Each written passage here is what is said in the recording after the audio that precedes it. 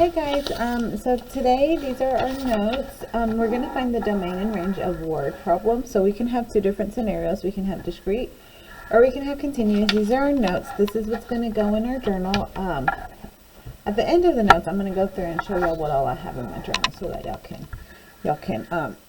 be up to date. So, okay, we're going to do domain and range. The first thing we need to do is we need to read the problem. So here we go. Example 1. Mario has an iTunes gift card worth $20. He uses the formula y equals 0.99x to determine y, the total cost for x number of songs. What is the domain of this situation? So the first thing we got to do is we got to identify the variables.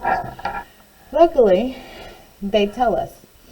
It says to determine y, the total cost for x number of songs. So x represents the number of songs that he's buying. And y represents his total cost. So that's money. Now keep in mind, he only has $20. So then we have to decide, is this example discrete or is it continuous, and why? Well, discrete, remember, is just dots.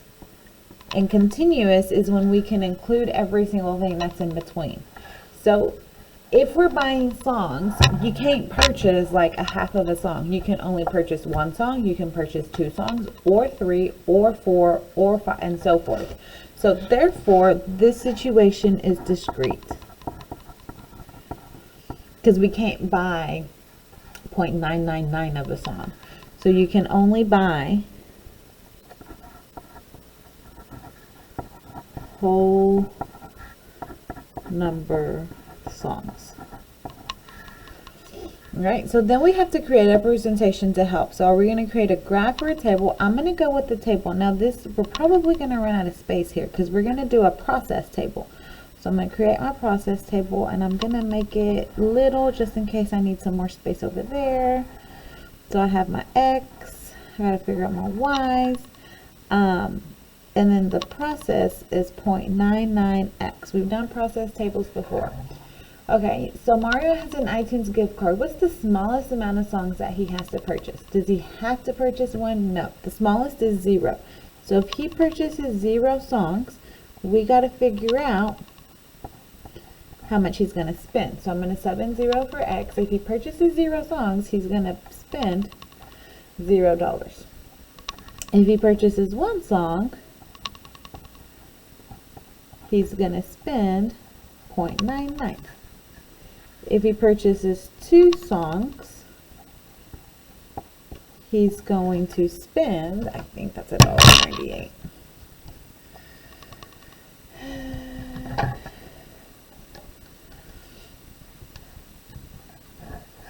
Yeah, if he purchases 2 songs, he's going to spend $1.98. That's still around. That's still in his limit. If he purchases 3 songs,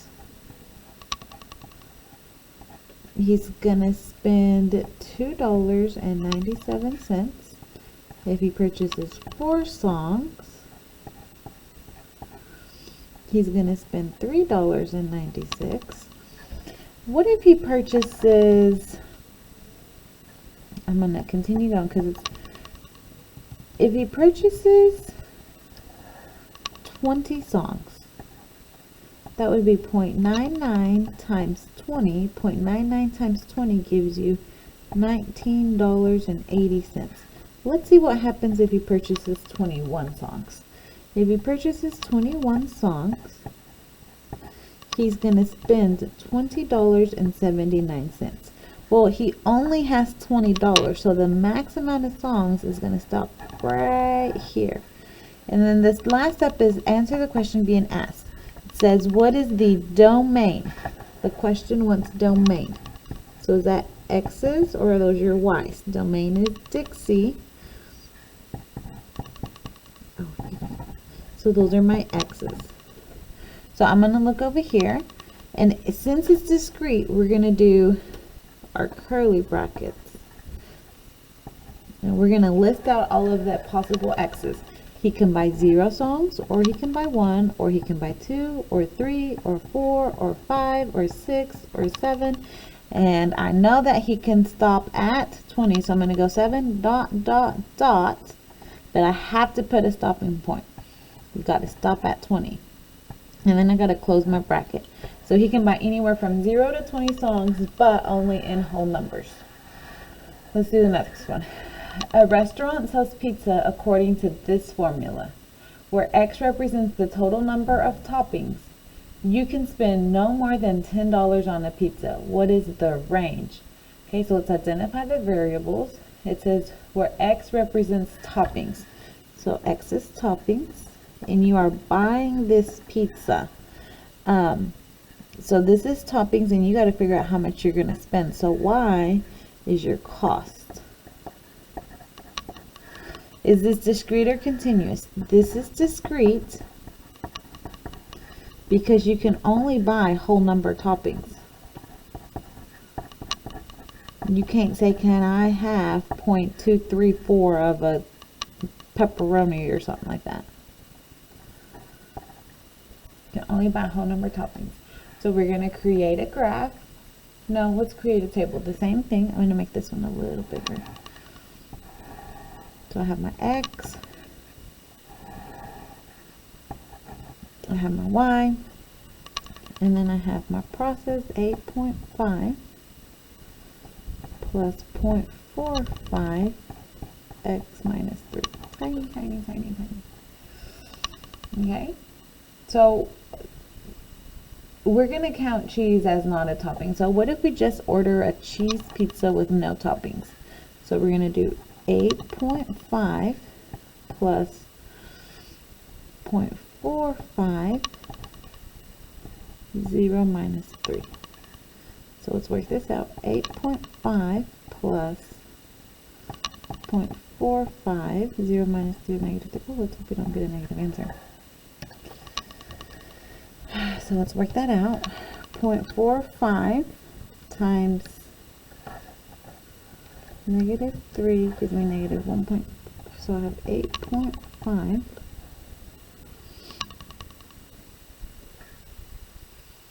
minus 1.35. 8.5 minus 1.35 is $7.15. Let me check my work.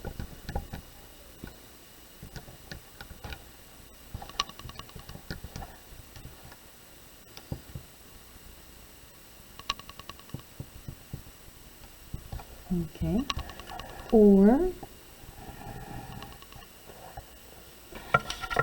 I'm gonna need another piece of paper. I can do 1. So I could do 8.5 plus 0.45 of 1 minus 3. So 8.5 plus 0.45, 1 minus 3 is negative 2. 0.45 times negative 2. 0.5 minus 0.9.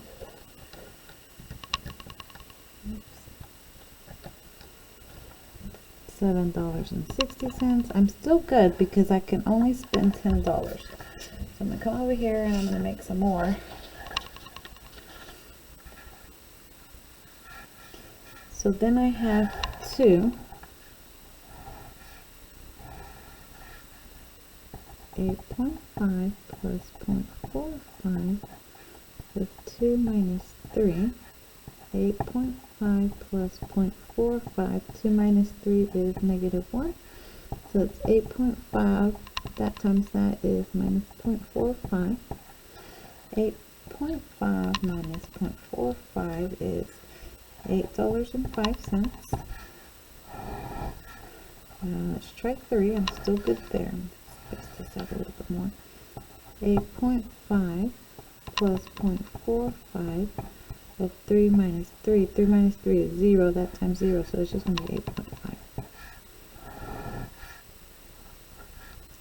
8.5 plus 0.45. 4 minus 3. 4 minus 3 is 1.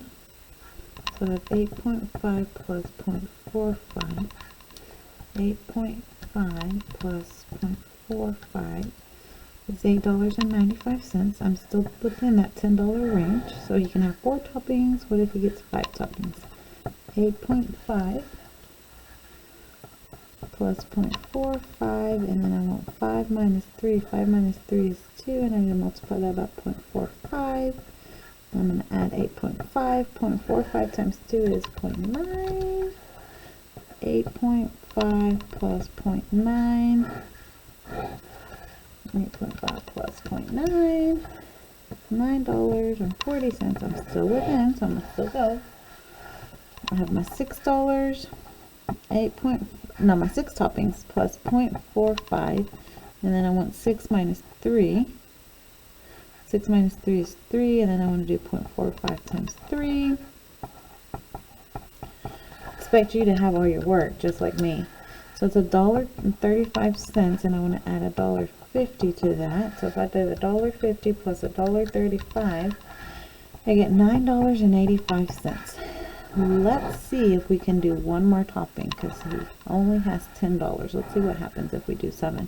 8.5 plus 0.45 of 7 minus 3. 7 minus 3 is 4. 0.45 times 4 plus $8.50. 0.45 times 4 is $1.80. And I want to add $8.50 plus $8.50 gives me $10.30. Can't buy that. Okay, so the question asked, what is the range? So those are x's or our y's. Those are our y's. So these are all of our y's. So the smallest is $7.15, $7.60, $8.05, $8.50, $8.95, or $9.40. or $9.85, and those are his only possible y values, because that's within his $10. All right, let's look at these. Sandy is measuring the height in inches of her roses over time. Keyword time. She discovers the formula y equals 5 plus 0.25x, where x represents the number of days. So I know that x is days. And she's measuring, so y is her height. If she measures between 4 and 8 days, what is the range of this situation? Okay, so is this discrete or continuous? This is continuous because of time. Time will always be continuous. You can't ever stop time. You can't ever have time like in intervals of like 1 and then 2. You always have something in between. Time is always continuous. So we're going to create, almost always we're going to create a table.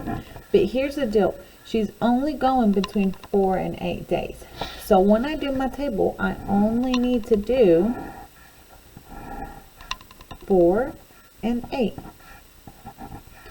So my equation is 5 plus 0.25x. So at 4, we're going to sub in that 4. 0.25 times 4 is 1. So 5 plus 1 is 6. And I need to do 8. 5 plus 0.25 times 8. 0.25 times 8 is 2. 5 plus 2 is 7. So it wants the range. It's continuous. So since it's continuous, we want range. We want to put y in the middle. And then we're going to do our intervals. I'm starting at 6, I'm stopping at 7, I'm including 6, and I'm including 7, so be sure. Or I can do bracket 6, 7, bracket. Okay? Farmer John has 500 feet of fencing for his new garden. He uses the formula 2x plus 2y equals 500 to determine the width x he needs for a length of y feet. What is the domain of this situation? First of all, I don't like this equation. So I'm going to come over here and I'm going to change it for you. So I want 2x plus 2y equals 500. And I'm going to solve for y. So I'm going to subtract 2x. So I have 2y equals 500 minus 2x. And then I'm going to divide everything by 2. So I get, my equation is y equals 250 minus 1x. Or just minus x. They tell us that x determine the width, X is width, and Y he needs for length. Since we're talking about measurements, you can have decimal measurements. You can always have 0.3 feet, you can have 0.4, so this is continuous. Because you can have anything in between. So when you're measuring, you can have anything in between. So it says has 500 feet for his new garden. He uses to determine. Oh, I don't like this problem.